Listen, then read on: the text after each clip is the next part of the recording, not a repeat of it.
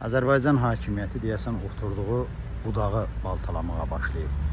Son bir həftədə bu və başqa formada polislərdən şikayət alıram.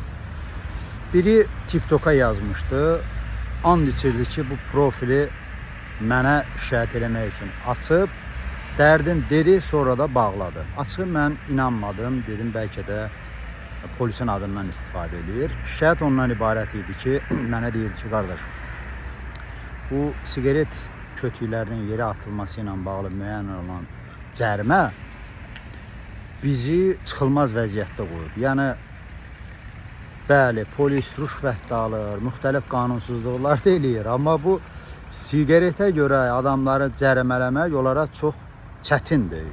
Göz görür, ağıl kəsir və biz də dərk eləyirik ki, bu qədər olmaz. Bu qədər olmaz. Aylıq gəliri, qazancı 300-400 manat olan adamı bir sigaret kötüyünə görə 300 manat cərimələməli.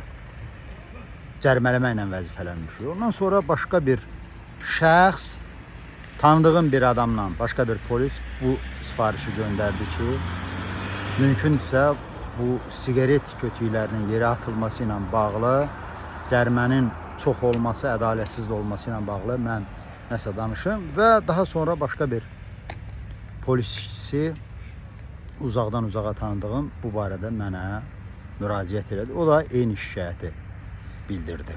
Bir tərəfdən qəzəblənirəm, bir tərəfdən sevinirəm. Ona görə ki, bu yolla, bu cərimə yolu ilə Azərbaycan hakimiyyəti həm siyasətə qarışmayan sadə adamlara qarşı, adamlar da özünə qarşı hiddət və nifrət yaradır. Həm də onun uzun illər dayağına çevrilmiş polisi öz mahiyyəti ilə bağlı şübhələrə salıb, artıq polis də ədalətsizliyin, qanunsuzluğun, xalqa qarşı bu cərimə siyasətinin amansız formasına etiraz edir.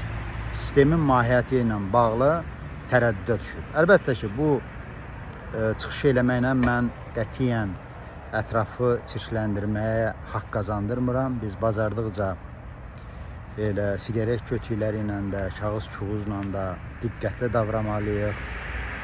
Təbiəti hörmət bəsləməliyik. Amma Azərbaycanda insanların gəliri, qazancı hansı səviyyədədir ki, ona 300 manat cərimə kəsiblər, cərimə müəyyən edirlər. Bu, mən yaşadığım Fransada da sigaret kötüklərinin yerə atılması cərimə ilə nəticələnir. Bu cərimə 135 evro.